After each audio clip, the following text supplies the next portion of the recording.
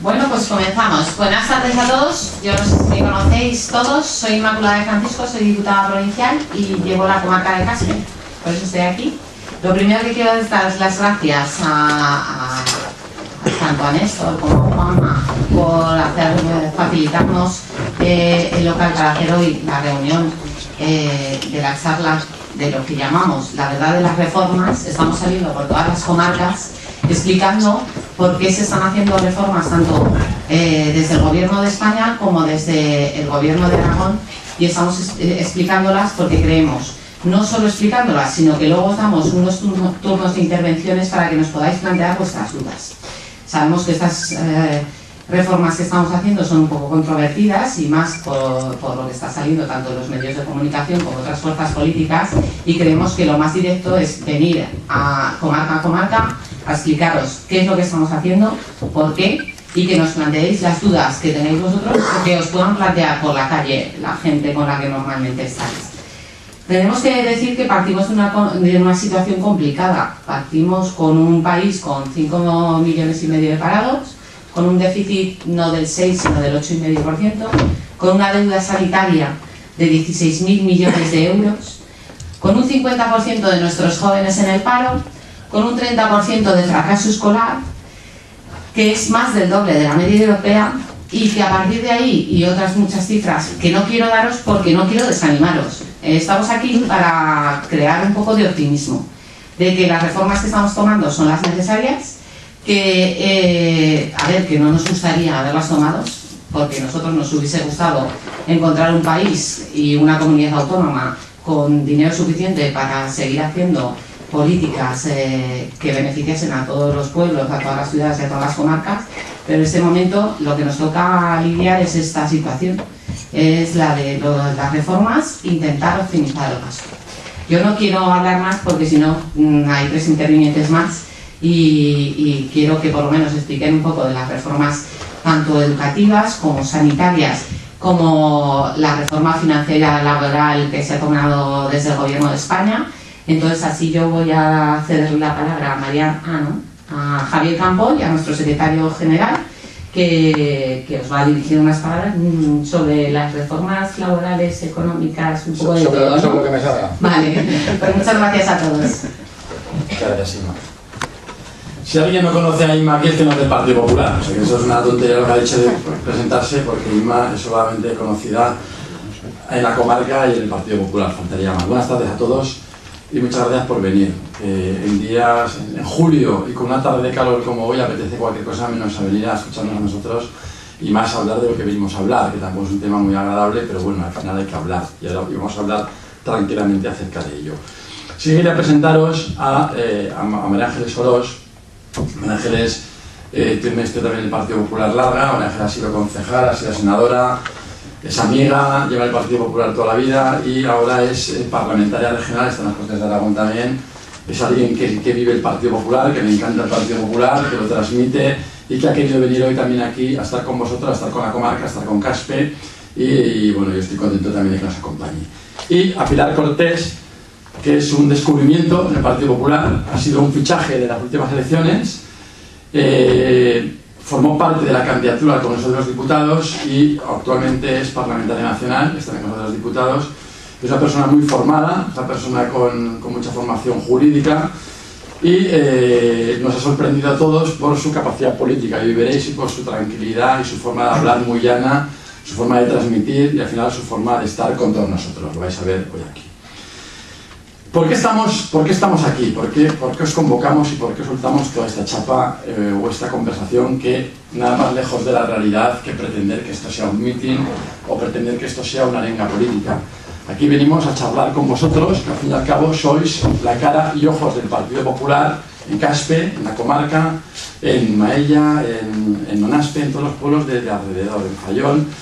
Y para nosotros es muy importante hablar con vosotros, que vosotros nos contéis cómo estáis percibiendo el momento tan especial que, como decía Inma, estamos viviendo, que nosotros contemos lo que estamos percibiendo y lo que estamos viendo también alrededor, y que entre todos al fin y al cabo mejoremos nuestra maquinaria, mejoremos nuestro engranaje y mejoremos al final nuestra eficiencia como partido político, porque al final aquí somos todos una gran familia. Yo llevo viniendo a Caspe, pues no sé, venía contándoles historias a Pilar y a María Ángeles y digo, pues qué mayor soy, que he empezado contando la historia de cuando el pijama, de la anécdota de la presentación de lista de tiempo, que fijaos, Néstor estaba en aquel momento como periodista,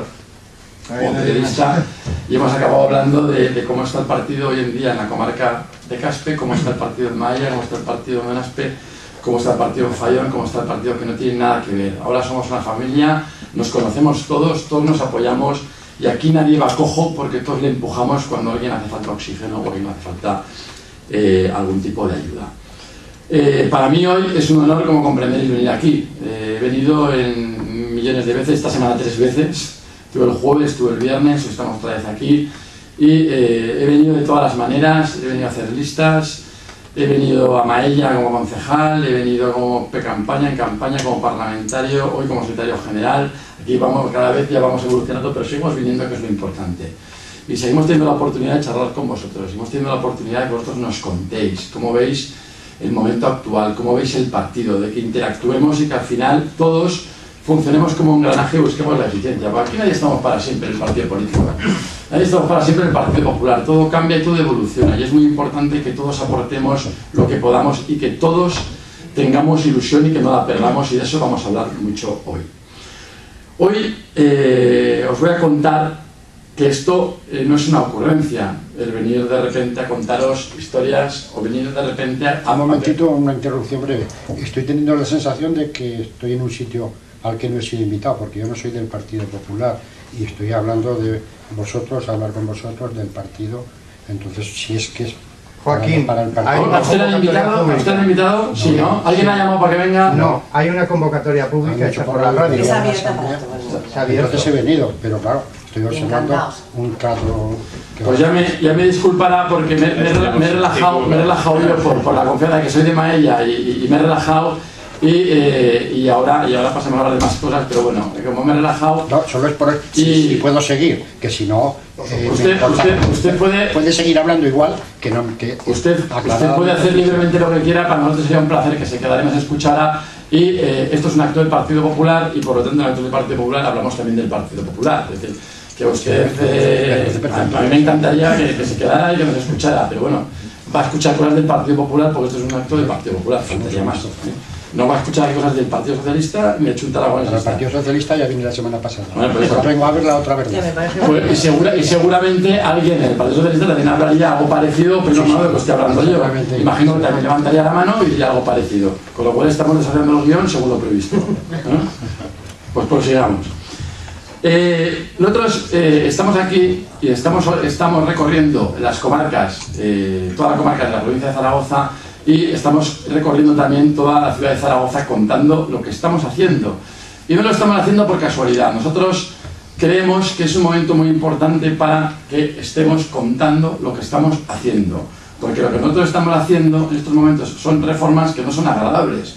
No, lo decía Inma cuando empezó a hablar, no son agradables empezar a recortar, no son agradables empezar a ajustar. Pero el presupuesto que nos hemos encontrado es el que es, la deuda que nos hemos encontrado es la que es y la circunstancia que nos hemos encontrado es la que es.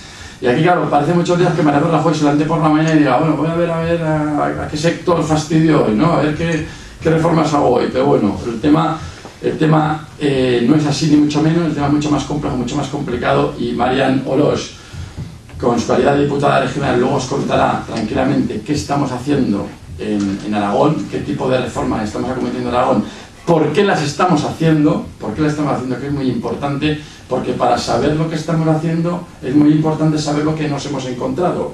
Para saber dónde queremos ir es muy importante saber de dónde venimos, y sin eso no vamos a ningún lado.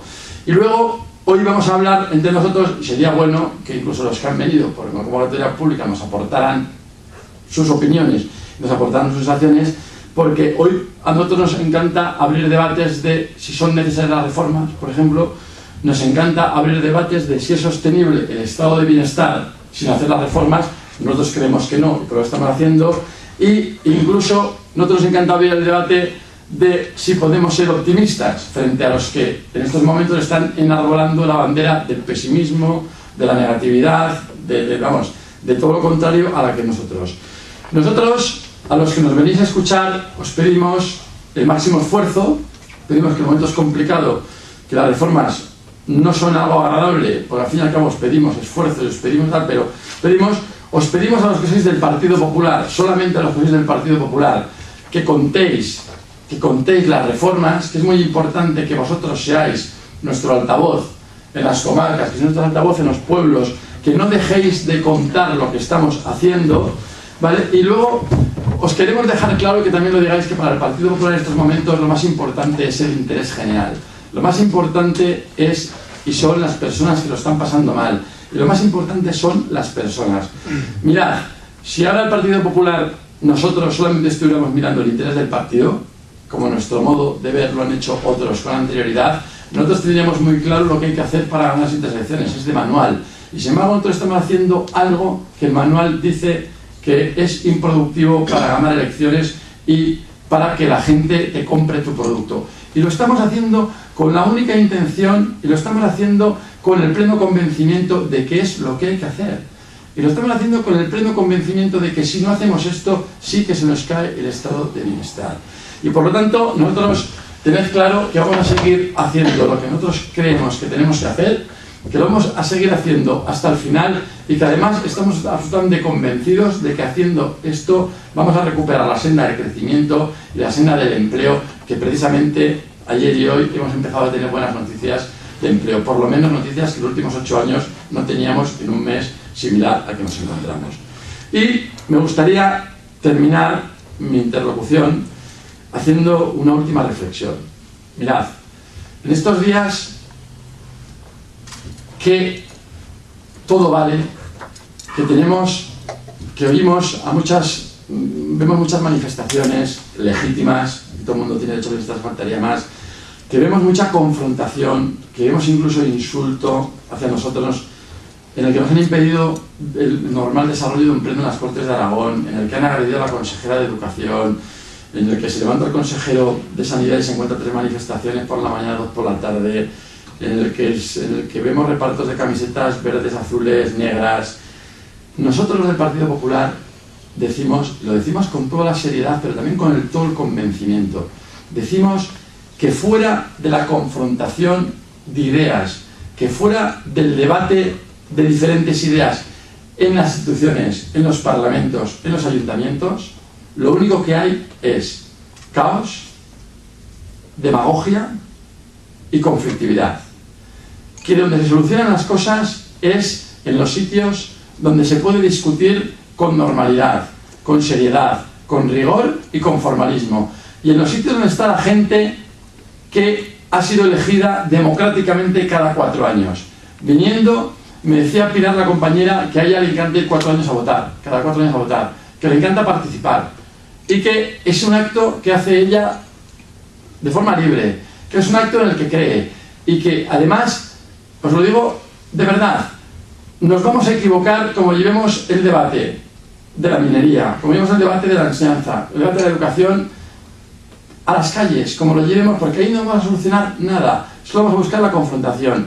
Y yo os lo digo, termino diciéndoos que hay 2 formas de ir más deprisa, solo 2. Una, yendo más deprisa, y otro, yendo en la dirección adecuada. Nosotros tenemos el pleno convencimiento de que vamos a la dirección adecuada y que vamos a seguir por ella. En ella, y no vamos a cejar hasta llegar al final de las reformas, para que este país recupere de verdad la senda de la normalidad, de la credibilidad y del crecimiento. Muchas gracias por aguantarme, y si he dicho alguna cosa que a alguno le he herido su sensibilidad o alguna otra cosa, le pido disculpas, faltaría más, pero yo en mi calidad de secretario general entenderá usted que lo que hago es política, me dedico a hacer política, para ello me pagan y no dejar de hacer política. Muchas gracias. Paso la palabra a Ángeles Solos. Bueno, yo, como diputada autonómica, si me permitís, centraré mi reflexión, porque en realidad es una reflexión en el decreto de educación y en el de sanidad, sobre todo en lo que afecta a Aragón. Pero antes que me gustaría decir un par de cosas. La primera es, como decía Javier, que uno de los motivos por los que nos reunimos es para explicar el punto de vista del por qué se han hecho ambos dos y también para escuchar a todo el mundo. Creemos que es muy importante tener el termómetro de la calle, tanto de los afiliados como de los no afiliados, y ver las sensibilidades de las circunstancias de todos los ciudadanos, porque a veces cuando uno está en política y está en las Cortes, pues puede que en algunos momentos pueda perder el pulso de lo que le pasa al ciudadano de a pie. Entonces, estas charlas tienen sobre todo ese sentido, ¿no? Aparte de explicar, el tomar el pulso a la gente de la calle, a los ciudadanos, a los amigos, que yo creo que es importante. Con respecto a las reformas, querría deciros dos cosas. La primera es que no son un fin en sí mismos. Es decir, una reforma no se hace porque sí, se hace para intentar buscar unos objetivos concretos. Y el tema de las reformas, en el caso del Partido Popular, son dos muy claras. La sostenibilidad del sistema, era un sistema que estaba a punto de caerse por una deuda descomunal, ya nadie nos prestaba dinero, y eso no se podía sostener. Y en un segundo lugar, para volver a crear empleo, que al final es la mejor política social. Una persona se siente útil, se siente bien, se siente desarrollada y útil para la sociedad cuando tiene empleo. Tenemos una situación mucho más difícil que la de hace 8 años, que cuando entramos en el año 2000, pero se están tomando las riendas para poderlo hacer. Porque la alternativa de no reformar no era quedarnos como estamos. La alternativa de no reformar era que el estado de bienestar se viniese abajo. Por eso he tomado muchas de las decisiones. Algunas sí que han sido decisiones complicadas de llevar, pero otras son por pleno convencimiento. ¿Por qué? Porque pensamos que la racionalidad a la hora de gastar, no exceder los gastos a los ingresos en demasía, son importantes para poder funcionar. Esto al final funciona como una pequeña empresa o como una familia. Tú no puedes gastar 10 veces más de lo que ingresas. Teniendo en cuenta además que los bienes básicos, como son la educación, la sanidad y el bienestar social, no son rentables económicamente. Son deficitarios porque son servicios básicos que los gobiernos, que las comunidades autónomas prestan a los ciudadanos. Pero lo que no puede ser es lo que estaba ocurriendo en España y en este caso en Aragón. Comenzaré con el decreto de la educación. He dicho una gran mentira. El decreto de la educación es una recomendación que el gobierno central hace a las comunidades autónomas para que cada una elija por sí misma si quiere o no quiere adoptar una serie de medidas. Hay comunidades autónomas, como puede ser Castilla-La Mancha, que estaba 100 veces peor que Aragón. En Aragón además empezaron a tomar medidas desde el minuto cero, es decir, desde que Luisa Fernanda Arrudí entró en el gobierno de Aragón, tenía muy claro que había que racionalizar el gasto y que había que ser mucho más sensatos a la hora de distribuir, porque si no esto no tenía mucho sentido. Entonces se tomaron medidas ya incluso antes de que este decreto se pusiera en funcionamiento. Me gustaría aclarar 3 mentiras que se han dicho mucho y que al final parece que la mentira cuando se dice muchas veces pues termina calando y no es así. El tema de las ratios de los alumnos. En el caso de Aragón, por nuestra idiosincrasia, no se ha aumentado en absoluto ese 20% que decía el decreto, porque nosotros nos hemos mantenido en los márgenes que establecía la LOE. Es decir, no hemos incrementado muy por encima de lo que estaba en la propia ley, que recordemos es del Partido Socialista. Y sigue habiendo 20 alumnos en infantil y primaria, 30 alumnos en secundaria y 35 como máximo en bachiller. ¿Qué es lo que marca la LOE? No lo que dice el decreto, que el decreto daba la posibilidad de ampliarlo más. También es mentira que hayamos ampliado la jornada laboral de los profesores. Los profesores siguen teniendo 37 horas y media de trabajo. Lo que se les ha pedido es un pequeño esfuerzo y que dentro de esas 37 horas y media hagan 1 hora más lectiva. Que no es lo mismo que ampliar a 38 horas y media. Es decir, tienen el mismo horario laboral, pero se les pide que hagan 1 hora más de clase para los chavales. Y la tercera mentira, que también se ha repetido mucho, es que estamos cerrando aulas. Una de las luchas más importantes de la consejera en todo este proceso es explicar a Madrid, que no conoce tan bien como Aragón, la idiosincrasia que tiene nuestro pueblo con el entorno rural y el de las grandes ciudades. Es que en Aragón hay escuelas que no cumplen esos 5 niños mínimos y consiguió que no se aplicara ese ítem de los 5 niños mínimos por clase, y en Aragón hay muchas escuelas que siguen abiertas con 3 niños. Y eso es un logro que tuvo la señora Serrat en el Consejo Interterritorial que hace con respecto a la educación. Nos dijo que Aragón no es como Madrid o no es como otras comunidades muy pobladas y tenemos una idiosincrasia muy particular. También querría hablaros muy rápidamente por el tema de las becas. Las becas para comedor y para libros eran lineales, es decir, todo el mundo recibía una ayuda, una subvención. Muchos padres, en vez de pagar los 102 euros, por ejemplo, que se pagan de comedor, pagaban 75 porque de manera lineal, independientemente de la renta y de las circunstancias familiares y económicas, reciben ese 20% de subvención. Lo que se ha hecho es aplicar las becas tanto de comedor como de libros según la renta y las circunstancias familiares.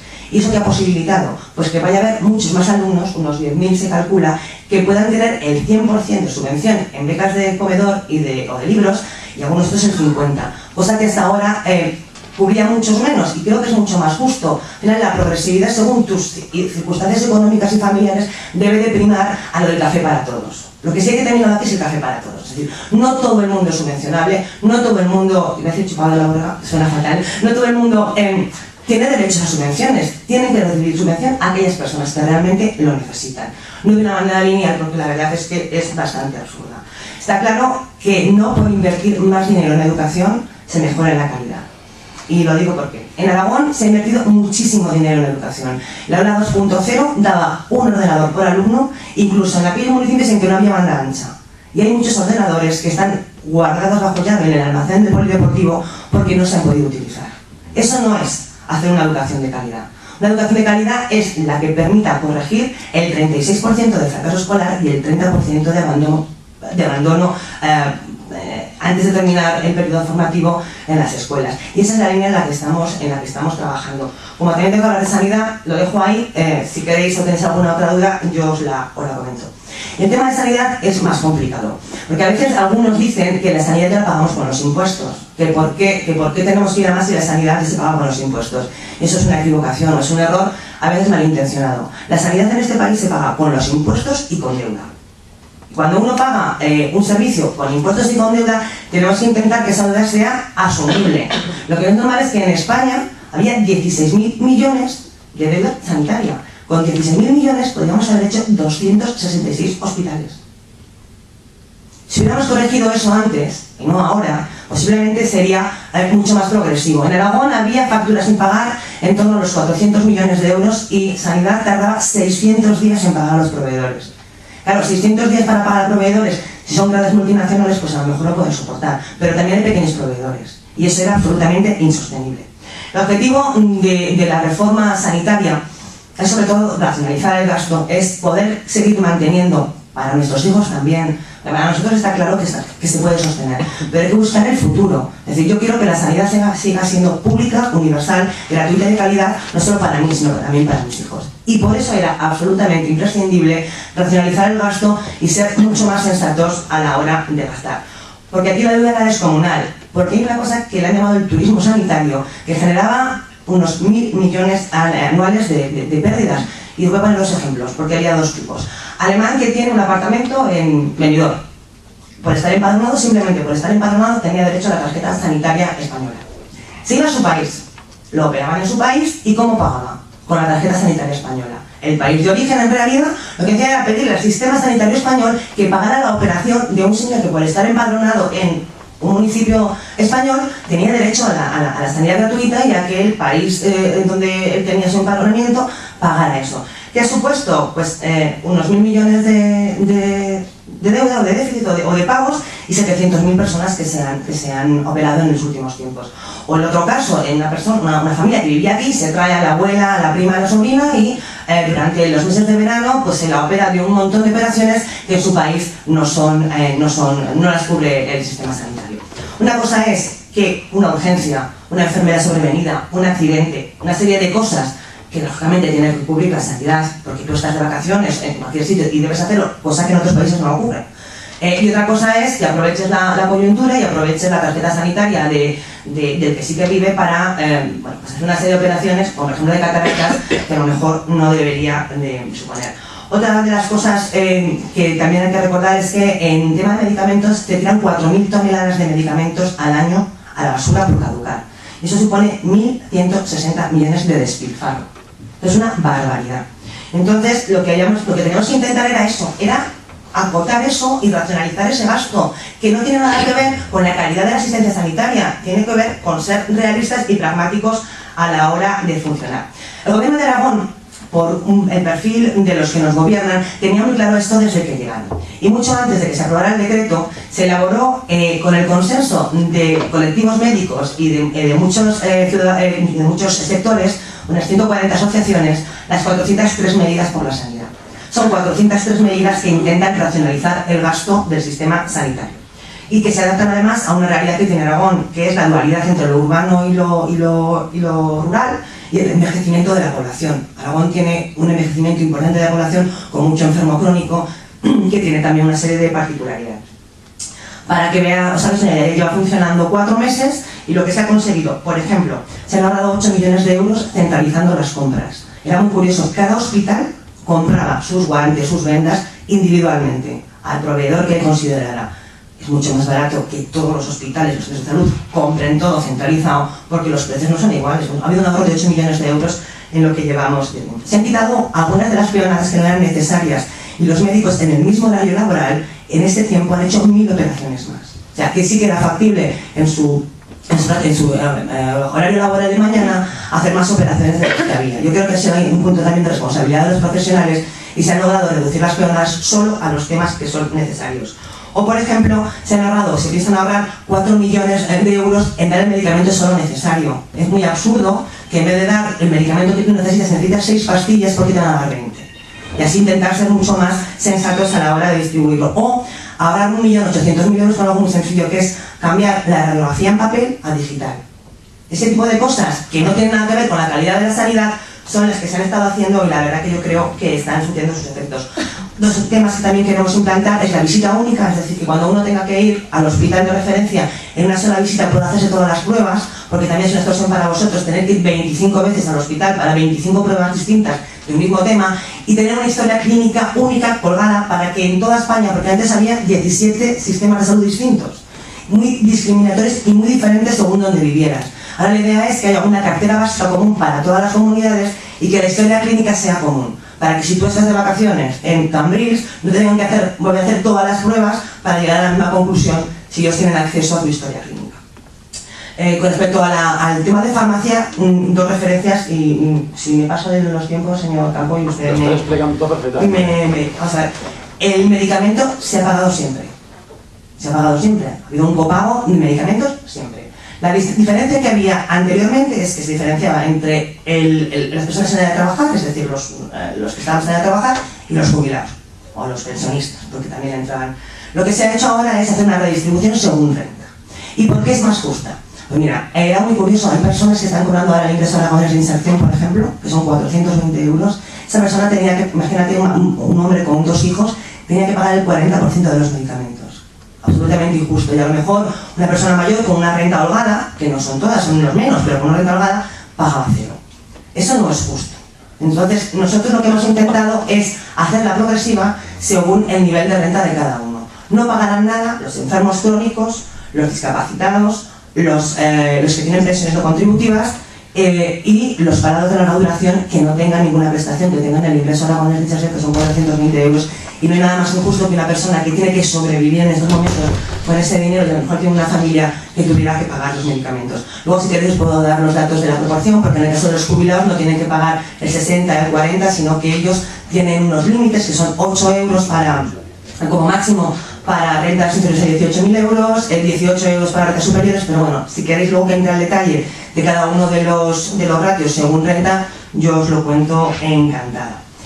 Y en definitiva, y voy a ir terminando porque a mí me interesa mucho más que me preguntéis o que me contéis lo que pensáis, que yo os vuelva a contar esto, decir 2 cosas importantes, o 3, que las pensiones, la sanidad y la educación pública y de calidad es uno de nuestros retos de seguir manteniendo, es una prioridad y está garantizada. Que las reformas en algunos casos han sido de obligado cumplimiento por las circunstancias en las que nos encontramos, pero otras son por convencimiento. Creemos que otra forma de hacer política diferente a eso es posible y que se puede trabajar con la misma efectividad desde el sentido común, la racionalización del gasto, intentar ser más previsor.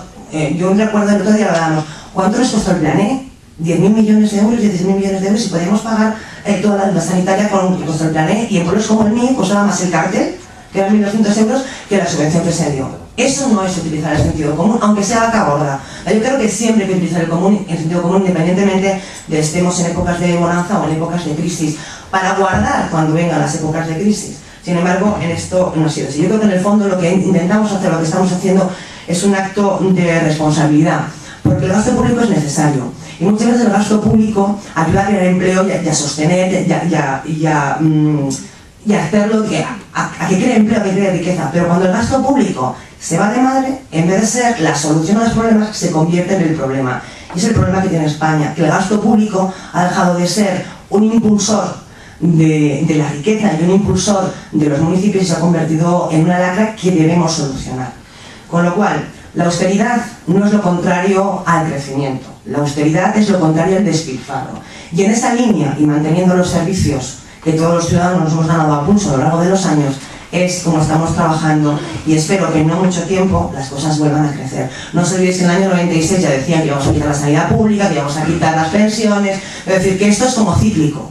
Lo que pasa es que este ciclo es más duro, pero desde luego los servicios básicos a los ciudadanos es algo no solamente que se respeta, sino que se mantiene y se garantiza, cosa que si no hubiéramos hecho la reforma yo no tengo tan clara que pudiera ser así. Muchas gracias y a la espera de que me preguntéis, a vuestra disposición.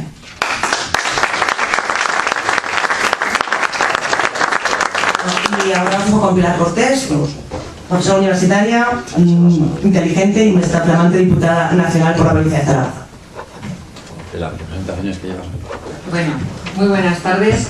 En primer lugar, las primeras palabras son de agradecimiento a todos los que estáis aquí sentados para escucharnos en la tarde de hoy. Como decía Javier, aprecio cualquier cosa menos estar aquí y escucharnos a nosotros. Así que vaya por delante mí más ferviente y más gran agradecimiento por vuestra presencia. Y en segundo lugar, por supuesto, agradecimiento a las palabras, a las cariñosas y calurosas palabras de presentación, nacidas desde el aprecio y desde el cariño, con lo cual en buena medida os podéis imaginar absolutamente desmesuradas. Pero bueno, como decía el viejo profesor, casi, después de lo que he oído, estoy deseando escucharme. Así que, en fin, bueno, como muy han dicho, por mi condición de diputada nacional, quizá me toca a mí explicaros o hablaros de algunas de las reformas a nivel nacional que se han hecho durante estos meses. Ya viene siendo un clásico que nosotros, lejos de hablar o empezamos a charlas, lejos de hablar pues, o de la herencia o de la mochila que nos hemos encontrado, bueno, pues lo que hacemos es plantear la situación en el sentido de que, bueno, como cualquier persona que tiene un proyecto ante sí, lo que tiene que saber es las herramientas, los medios de lo que dispone, con lo cual es inevitable hacer una reflexión sobre lo que nos hemos encontrado para que se puedan entender esa serie de reformas, esa serie de medidas que no siempre han sido agradables de adoptar. Y para eso, como os decía, viene siendo un clásico, y como mis compañeros me lo recuerdan regularmente, pues yo empiezo con un ejemplo. Y Paco ya se está riendo en primera fila, pero es que me lo han pedido, Paco. Entonces, yo suelo poner un ejemplo, porque quizás es la mejor manera que todo el mundo lo entiende, porque, mira, al final España es un gran país, pero lo que es la economía de un gran país no se diferencia mucho de la economía de una familia o de una empresa, ya sea grande o pequeña. Al final, como decía Marian y también decía Javier, lo que hay que hacer es no gastar mucho más de lo que se ingresa para que si nos endeudamos, la deuda la podamos asumir. Bueno, pues yo os pido un ejercicio de imaginación y os pido que os imaginéis una familia, que puede ser la mía perfectamente, la cual está acostumbrada a que sus cuentas no las lleva ella, sino que se las lleva pues una gestoría, como ocurre en muchas empresas. Bueno, pues esa gestoría de un momento a otro, de un día para otro, el gestor se jubila y a mí me da por teléfono y me dice, Pilar, mira, he estado encantado de trabajar contigo estos años, pero a partir de ahora me jubilo, nadie se queda con mi gestoría, con lo cual mis clientes tienen que asumir sus propias responsabilidades, sus propias cuentas y las tuyas pues también. Entonces yo digo, bueno, pues perfecto, no hay problema, a mí dime en qué situación estoy y a partir de ese momento pues yo me hago cargo. Yo me reúno con el gestor y el gestor me dice, pues mira, tienes que pagar la hipoteca del piso, vale, yo con eso ya contaba, tienes que pagar la letra del coche, porque lo cambiasteis, bueno, es verdad, bueno, porque eso yo ya contaba, y luego tienes que tener en cuenta que como tu marido se ha quedado en el paro, pues cuentas con unos poquitos menos ingresos. Entonces yo digo, bueno, vale, eso es todo, y me dice, bueno, un pequeño detalle, que como el año pasado comulgaron las niñas y quisiste hacer una comunión para invitar a la familia, pues yo me tomé la libertad de pedirte un préstamo y entonces hay que devolverlo. Digo, bueno, pues vale, perfecto. A partir de ese momento yo hago cuentas, empiezo a sumar, a restar, a por aquí por allí y veo que es, bueno, pues una deuda que para mí se me escapa de mis posibilidades y veo que tengo que hacer verdaderos esfuerzos por asumirla. ¿Cuál es mi primera reacción? Yo reúno a mi familia, los siento ahí a todos y les digo, chicos, chicas, se acabó el tren de vida que hemos llevado, a partir de ahora vamos a mover un puntito más, un agujero más el cinturón. Las salidas de los fines de semana las vamos a reducir, solo vamos a ir un fin de semana al cine fuera y comprar las palomitas esas de cubo que valen tanto dinero, así que a partir de ahora DVD en casa y palomitas de microondas que salen mucho más barata. Como podéis imaginar, mis hijos se cabrean muchísimo, porque claro, es recortarles a ellos. Mi marido también pone el grito en el cielo porque pensaba cambiar el sofá porque eso no le gusta, que es incómodo para ver el fútbol, etcétera, etcétera. Pero les digo, bueno, es lo que hay que pagar, hemos asumido unos gastos a los que no estábamos preparados y hay que hacerles frente. Pero cuando llega el segundo mes, resulta que yo recibo, aparte de la hipoteca, la letra del coche y el préstamo de la comunión, una letra más, además de otro banco. Y claro, a mí se me hace saltar todas las alarmas y digo, ¿qué está pasando? Voy al otro banco y digo, ¿pero qué es esto? Y me dice, no, pues es el crédito que pidió tu gestor para que os fueseis de vacaciones el año pasado. Y digo, o sea, que la deuda en vez de 6 es de 8 y pico, o sea, es más de lo que yo pensaba. Y pues sí, entonces yo vuelvo a casa y les digo a mis hijos, de la propina de los abuelos me tenéis que dar a mí para pasar el mes, pues una cuarta parte. Claro, mi familia para ese momento que dice, el horror, me hacen hasta una huelga familiar. Mamá, antes vivíamos mejor, que vuelva el gestor, que tú no sabes llevarlo, que lo estás haciendo fatal. Pero claro, es que yo tengo que pagar.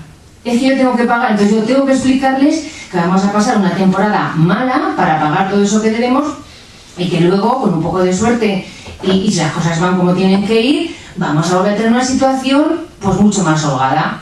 Bueno, pues ¿qué ocurre en España? Pues más o menos eso.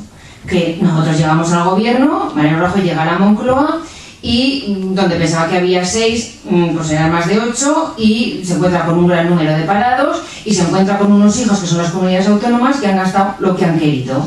Entonces, a partir de ese momento hay que poner medidas.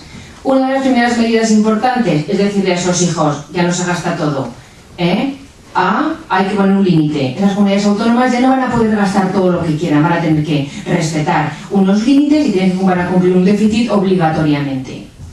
Alguien le puede decir, pero esas comunidades autónomas han gastado porque se les ha permitido. Cierto, es verdad, mis hijos gastaban porque yo me preocupaba de ellos. Como tenía un gestor que llevaba las cuentas, yo no me preocupaba de ellos. Esas comunidades autónomas se les levantó el techo de gasto y además, yo no voy a decir que se les engañara, pero sí que vieron una situación un tanto irreal, en el sentido de que las previsiones de ingresos eran de 5, les iba a llegar 5 del Estado, pero como luego esos ingresos bajaban, esas previsiones no llegaban a 5, se quedaban en 2 o se quedaban en 3, con lo cual las comunidades autónomas también, estaban un poco engañadas, y entrecomillarme por favor de palabra engañadas, no era exactamente real porque los presupuestos no eran todos los reales que deberían ser. Entonces llega un momento en que hay que poner límite a ese gasto de las comunidades autónomas para que, pues ayuden a toda la economía nacional, a toda la economía estatal. Eso es lo que se ha hecho. La ley de sostenibilidad ha puesto el límite al gasto de las comunidades autónomas, de las entidades locales, y ahora no todo el mundo se va a poder endeudar en la medida que quiera, va a haber unos límites. Otra de las reformas que hay que hacer, porque las cuentas no eran las que nosotros nos esperábamos, y además voy a ir directamente, aunque puede que sea una de las medidas más dolorosas, como ha dicho nuestro presidente, que es la subida del IRPF. En campaña, y vosotros lo recordaréis, se dijo por activa y por pasiva que no se iban a subir los impuestos. Y yo, como madre de familia, tampoco hubiese traído propina de mis hijos si la deuda hubiera sido la que yo pensaba que era. Pero es que era más. Entonces, solamente con recortar no era suficiente. Y, como decía Javier, Rajoy no se levanta un día y dice, ¿cómo puedo fastidiar yo esto? Ahora que ya me han votado, ¿cómo lo fastidio? No, creedme de verdad que estoy segura de que ha sido la medida más dolorosa para el presidente del gobierno. Pero es que había que obtener más dinero. ¿Por qué se opta por el IRPF? Porque se entendió que era el impuesto más progresivo, en el sentido de que iban a pagar más los que más tenían y menos los que menos tenían. Mirad, antes decía Marian que en esto del copago había unas tasas y unos límites. Pues en el IRPF exactamente igual. Hasta 18.000 euros de renta suponen 52 euros al año el incremento de IRPF, que si sacáis la cuenta es más o menos €1 a la semana. De 18.000 a 33.000 euros sube un poquito más, unos 180, que supone como medio euro diario si llega, por redondear, que no llega. Bueno, pues en ese grueso, hasta 33.000 euros, que hay un buen un grupo de rentas, esas son las que menos van a pagar. O sea, eso es lo que menos se va a notar. A partir de 33.000 euros hasta 55, luego hasta 65, hasta 70 y pico, luego hasta 100 van a ir 1.000 y pico euros, 3.000 y pico euros, 6.000 y pico euros, 13.000 y pico euros, lo que va a suponer la subida del IRPF. Pero ese grueso, que hay un montón de ciudadanos que cobran hasta 3.000 euros, la máxima subida va a ser 160 o 170 euros al año, con lo cual es pedir un esfuerzo a los ciudadanos, es verdad, pero no es un esfuerzo tan grande como se está anunciando desde algunos foros. Y por eso se acudió a la subida de IRPF, porque es el impuesto más progresivo. Y como os digo, creedme de verdad que ha sido la medida más dolorosa para el gobierno de nuestro presidente, de Mariano Rajoy. Otros problemas con los que yo me encuentro es que Imariu está en el paro. Es el problema que se encuentra el gobierno, hay mucho paro. ¿Qué ha ocurrido? Bueno, pues que han cerrado muchas empresas, ha habido muchos despidos y hay muchos ciudadanos en situación de desempleo. Se intenta paliar o se intenta hacer frente a esa situación y se aborda la reforma laboral. Una reforma laboral que ya venía durante mucho tiempo anunciada, se nos estaba demandando incluso desde el ámbito europeo, y hay que reformar nuestro sistema, nuestro mercado laboral y las normas que rigen ese mercado laboral, porque son normas, permitidme la expresión, que se han quedado algunas un poco desfasadas y tenemos en cuenta lo que es nuestro entorno. La primera cosa de la que se acusa a esa reforma laboral es que merma derechos de los ciudadanos o derechos de los trabajadores. Mirad, si hay un gran derecho de los trabajadores, el fundamental, y digo fundamental, y no, la expresión no es gratuita, es porque está como derecho fundamental en la Constitución, y es el derecho al trabajo. Desde el momento que tú despides a un trabajador, desde el momento que un trabajador se va al paro, esa es la mayor merma en su derecho. Su derecho al trabajo queda a cero. No tiene derecho a trabajar, le han despedido, se ha quedado sin ese derecho. Pues con la reforma laboral se ha intentado, en primer lugar, y como base y como pilar fundamental de esa reforma, mantener el trabajo y que el despido sea siempre la última alternativa. Siempre la última salida para el empresario. Por eso se ha flexibilizado la negociación entre empresario y trabajador, para que el empresario, cuando se ve en una situación de ahogo, pueda negociar con sus trabajadores. Mira, si Mariano Rajoy no se levanta cada mañana intentando fastidiar a los ciudadanos, un empresario tampoco se levanta cada mañana pensando en fastidiar a sus trabajadores. Para el empresario, su empresa es su modo de vida, es su fuente de riqueza. Y sus trabajadores son su mejor activo. Son su mejor activo. Si sus trabajadores están contentos, su empresa va a ir bien. Si sus trabajadores no están contentos, su empresa no va a ir bien, porque no van a trabajar a gusto. Y eso, algunos que sois aquí trabajadores, lo sabéis. No hay nada como ir a trabajar contento. Pues si el empresario llega a un acuerdo con los trabajadores en el sentido de decir, es una temporada mala, el trabajador es el primero que lo sabe, porque sabe lo que se vende, sabe lo que sale, lo que entra, lo que se cobra, lo que no. Si puede llegar a un acuerdo con el trabajador y decirle, bueno, estoy pasando temporada mala, vamos a disminuir la jornada, vamos a organizar los turnos de otra manera, vamos a hacer cambio dentro de los puestos de trabajo de la empresa, vamos a flexibilizar un poco esa negociación, van a ganar los dos, empresario y trabajador. Que no le quepa ninguna duda al trabajador, cuando el empresario haya pasado la temporada mala, será el primero en volver a invertir, en volver a reactivar esa empresa y en volver a contratar más gente y volver a incrementar esas jornadas. Pero vamos a darle algo de flexibilidad para que pueda sobrellevar esa situación y que siempre el despido, siempre, creedme, de verdad, sea la última alternativa, la última salida para ese empresario y para esos trabajadores. Y otro de los pilares fundamentales de la reforma laboral es el tema de la formación. Ahora los trabajadores van a tener derecho a 20 días al año para su formación, se van a poder ir haciendo una especie de currículum que les va a acompañar durante toda su vida laboral, y además el empresario, cuando haga modificaciones técnicas dentro de su empresa, va a tener la obligación de formar a sus trabajadores, de manera que no le valga el hecho de decir, no, es que como he hecho modificaciones tecnológicas, tú no las sabes, no te puedo seguir manteniendo este puesto porque ya no me sirves. No, el empresario va a tener la obligación de dar formación a sus trabajadores para que se puedan adaptar a las nuevas reformas. Eso en cuanto a la reforma laboral. Que creedme, como de verdad si os digo, que el objetivo fundamental es mantener ese derecho fundamental del trabajador, que es el derecho al empleo y el derecho al trabajo. Otra de las reformas a las que nos hemos tenido que enfrentar, a las que hemos tenido que hacer frente, es uno también muy contestado desde otros foros, como ha sido la reforma financiera. Mirad, En países de nuestro entorno europeo, esa reforma financiera se venía haciendo desde el año 2008-2009. Aquí en esa época, en ese momento no se hizo. Yo, si en ese momento nuestro sistema financiero era el mejor del mundo, pues entiendo que no hubiera que hacerse. Pero ahora nos encontramos con lo que nos encontramos. Y nuestros bancos tienen problemas. Y algunos de nuestros bancos tienen problemas serios. Hay una serie de bancos que son varios bancos sistémicos, en el sentido de que sustentan el sistema. Sin esos bancos, el sistema se hunde. Y el gobierno ha pensado mucho en el sistema y ha pensado mucho en esos ciudadanos que tienen sus cuentas en esos bancos. Con lo cual, ha resuelto que la mejor manera de sostener ese sistema es ayudando a esos bancos.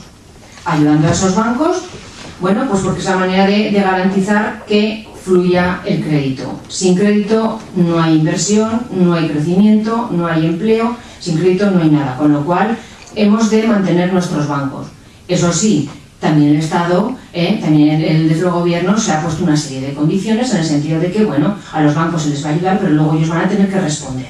¿De acuerdo? Con lo cual no va a ser una ayuda absolutamente gratuita. Para empezar, si viene ayuda desde Europa a los bancos, no son dineros, no es dinero a fondo perdido, sino que es un préstamo que los bancos van a tener que devolver. Con condiciones excepcionales y muy buenas condiciones, vale, perfecto, sí, hasta ahí sí, pero luego tienen que devolver, con lo cual no es a título gratuito. Y luego hay una serie de condiciones. Ningún gobierno hasta ahora se había atrevido a limitar las indemnizaciones y los sueldos de los directivos de bancos, y el gobierno del Partido Popular se ha atrevido. El gobierno del Partido Popular está haciendo una ley de transparencia también, de manera que quien gestione mal va a tener que responder. Con lo cual, como os digo, son medidas que están intentando mantener ese sistema que decía antes María, decía Javier, que es que si no, no se sostiene. Y son medidas también de poner límites a, bueno, pues al anchas Castilla que había aquí en determinados colectivos y en determinados puntos. Y ya para finalizar solamente me voy a referir a una de las medidas que para mí, creedme que ha sido una medida absolutamente extraordinaria, y los que estáis al frente de corporaciones locales quizá me podéis dar la razón, y ha sido el plan de pago a proveedores. Nunca se había hecho en España un plan como este, y es un plan que, a juicio de todos, ha sido un plan de extraordinario alcance, en el sentido de que va a permitir a esas entidades locales tan endeudadas y a las comunidades autónomas, bueno, pues poder adelantar el dinero que se debe a esos proveedores y, bueno, pues poder ir salvando la situación, porque tiene 2 años de demora, porque hay unos años luego para devolverlos, y sobre todo porque va a inyectar dinero directamente a esa pequeña y mediana empresa, autónomos, pequeños y medianos empresarios, que son los que sustentan más del 80% del tejido empresarial, tejido laboral de este país.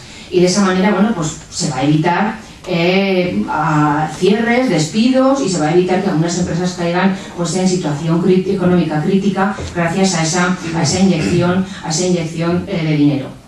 Mira, déjame que acabe, porque cuando oí hablar a María sobre sanidad y sobre los ajustes, esta mañana pasó una anécdota con mis hijas, os la voy a contar, y tiene algo que ver con sanidad. A mis hijas les encantan las tiritas, estas que llevan el símbolo del Madrid o el del Barça. Yo tengo una hija del Barça, pero bueno, cada uno lleva su cruz en esta vida. No, perdón, para que sean del Barça, porque yo soy del Madrid. Entonces, a ellos les encantan esas tiritas. Entonces, ¿qué ocurre? Que cada paquete de tiritas, que van como 20 tiritas, pues vale como 6 euros por la gracia de que lleva el escudo o el Spiderman o los Simpsons, cada uno el dibujo que le guste. Bueno, pues esta mañana una de mis hijas se ha hecho un rasguño, yo he ido a la caja de tiritas y se habían gastado. Entonces le digo, pues bien, ¿qué te pongo? Gasa y esparadrapo. ¡Qué horror, mamá! Digo, ¿cómo qué horror? Digo, mira, Alicia, la caja de tiritas vale 6 euros. El esparadrapo y la caja así de gasas valen entre las dos cosas 4. Tenemos como para 200 veces. ¿A ti no te parece que en crisis como estamos es mejor la tirita, el esparadrapo, y ahora tú en el esparadrapo te pones tu nombre, 3 corazones y 2 flores y estás monísima? Bueno, no la he convencido mucho, pero estoy tan contenta con su esparadrapo y su gasa. Bueno, pues son anécdotas y bueno, pues son cosas, es decir, yo no he estado, no le he dicho a mi hija, sin tirita y sin taparte la herida que llevas bien, no, he hecho un cambio, pero bueno, pues me ha salido más económico, y además que si le he convencido, con lo que ya no compro más tiritas de esas hasta nueva orden. Por el tema del Barça ha sido fundamentalmente. Porque esta era del Madrid. Mirad, para finalizar, casi otro ejercicio de imaginación. Imaginaos que vais a comprar una casa. Vais a comprar una casa, tenéis todo vuestro dinero, la casa vale 10, y vosotros pues queráis que vais a comprar una casa de 10. Pero claro, al lado de 10, pues el de la agencia os dice, pues es que hay una de 14 mucho más bonita, ¿eh? Y dice, bueno, pues me voy a endeudar un poco. Y entonces tú ves la casa, es preciosa, y dices, pues venga, la de 14 me voy a endeudar un poco. Y quedas con el propietario para el día siguiente en el notario firmar, tú pagas, tal, y él te hace la escritura. Y esa noche va a la casa y se hunde, porque era una casa horrible, no tenía ni alizaces, ni cimientos, ni nada. Y tú estás firmando en el notario, pero me puedo trasladar a la casa, y el propietario dice, sí, mañana mismo os podéis trasladar allá. Y el propietario sabe que se ha caído la casa.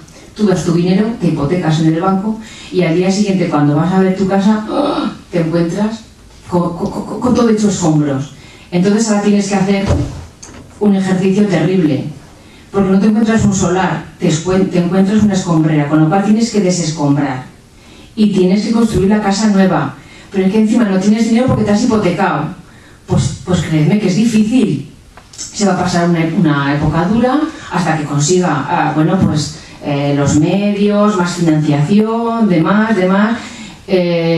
Claro, va a ir al banco y le va a decir, es que, mira, que no te voy a pagar la hipoteca, pero déjame un dinero más, que es que ahora voy a construir una casa, no voy a hipotecar. El banco te va a decir, pues no te voy a pagar. Entonces, ¿tú qué haces? Como tienes a Javier Campoy, que es pudiente, le dices, Javier, préstame unos eurillos, anda, unos miles de eurillos, que te los devuelvo. La primera semana te los presta, y la siguiente le dice, Javier, que todavía no te los devuelvo, pero préstame un poco más. Y Javier te dice, bueno, Pilar, pero tú sabes lo que estás haciendo, que sí, que lo sé. La siguiente, como todavía no acabo de desescombrar, digo, Javier, por favor, préstame otra vez. Y Javier se va a cabrear, se va a cansar y va a decir, oye, Pilar, es que no veo nada, o sea, es que no veo nada. Me estás pidiendo dinero y no veo nada. Por eso nos está pasando a España, que mientras no han visto señales de que vamos quitando escombros, vamos rellenando agujeros, no nos van a prestar dinero. Entonces, si nos prestan, es un interés tan alto que todavía nuestra deuda se incrementa más. Entonces, o damos señales como las que estamos dando de seriedad y de que de verdad estamos haciendo los deberes, o tenemos un grave problema. Y yo creo de verdad que vamos a pasar una temporada dura y difícil, y ojalá hoy de aquí podáis sacar argumentos para luego en la panadería, en el bar, en la charcutería, poder defenderos y defender lo que el gobierno de Mariano Rajoy está haciendo. Pero creedme de verdad, que antes me decían vienes de verde esperanza, pues ojalá sea lo que yo transmito esta tarde, que es un poco de esperanza. Muchas gracias.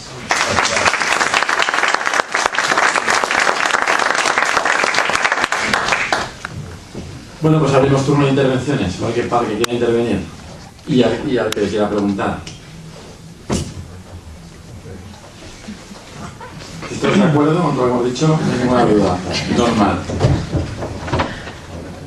Con esta inyección de capital a los bancos, ¿fluirá el crédito para las empresas? Bueno, ¿Seguro? Nosotros queremos creer que sí.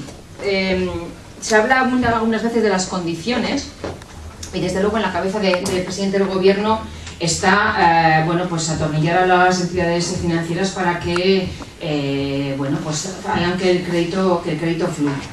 Y esa es, aparte de garantizar el sistema financiero, ese es el segundo objetivo de esa inyección, que de verdad el crédito fluya, porque es la única manera de conseguir el crecimiento. A ver si es verdad. A ver si es verdad. Y otra pregunta. Se habla de suprimir las mancomunidades. También se habla de suprimir concejales en los ayuntamientos. Personas que no cobran en ningún sitio. Sin embargo, ¿qué hacemos con las comarcas? A ver, en estos momentos se habla mucho efectivamente, pero encima de la mesa lo único que hay es un estudio de un anteproyecto de la reforma de la administración en general. Jesús. Desde el Partido Popular lo único que tenemos claro es en suprimir lo que los servicios que estén ejecutando por las administraciones a la vez. Me explico. Es decir, lo prescindible. Es decir, no se habla ni de recortar concejales, ni se habla de recortar ningún tipo de administración, ni mucho menos. Se está estudiando todo y, evidentemente, para el Partido Popular la administración está sobredimensionada, sobran, pero hay que hacer un estudio. Efectivamente, evitar duplicidad de servicios. Hay que hacer un estudio muy riguroso y muy serio, porque aquí abrimos un melón muy complicado.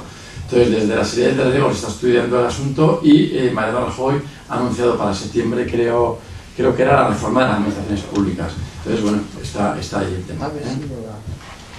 Sí. Yo no, una sandía es así. Esta prima que nos ha salido un poco rara, europea, ¿es una prima que ha nacido ahora o la teníamos ya antes? La prima de riesgo, ¿no? La prima de riesgo la hemos tenido antes y a 400 y pico también, pero por las circunstancias que sea, nadie le daba importancia. Se ha puesto de moda. Se ha puesto de moda ahora, pero vamos, yo, aunque tuviésemos la prima de riesgo a 400 y pico, si nuestra deuda fuera la ínfima parte de lo que es, no me preocuparía. El problema es que, como tenemos deuda y tenemos que comprar fuera, claro, la prima de riesgo es muy importante, porque tener una deuda de 100.000 millones, aunque tuviésemos que pagar a un 7, es dinero, pero teniendo una deuda de casi 1 billón, claro, la prima de riesgo, pues lógicamente, es muy importante. Sí, en la pasada campaña basamos, casi todos los que nos presentamos y realizamos programas, basábamos gran parte de nuestro programa en algo que has comentado. El 80% del tejido industrial de este país es el autónomo y la pequeña empresa. Son los que están padeciendo más en estos momentos. ¿Hay previsto en un futuro inmediato algo para ayudar, algo para fomentar que de nuevo este tejido industrial tan importante salga adelante? Bueno, en la reforma laboral ya hay previstas algunas medidas que van directamente a favorecer la contratación por pequeñas empresas, pues para menos de 50 trabajadores, o pues para contratar beneficios de seguridad social, para contratar a determinados colectivos. Y está en marcha la ley de emprendedores. La ley de emprendedores está anunciada para pues incentivar y dar mejoras en ese sentido. Se han aprobado también la mejora de trámites, en el sentido de que tú puedes abrir una empresa en 24 horas y no esperar todas las licencias, se han agilizado trámites administrativos y demás. Pero la ley de emprendedores también va a suponer una batería de medidas para favorecer a ese entorno. Y la ley de acompañamiento a los presupuestos de Aragón.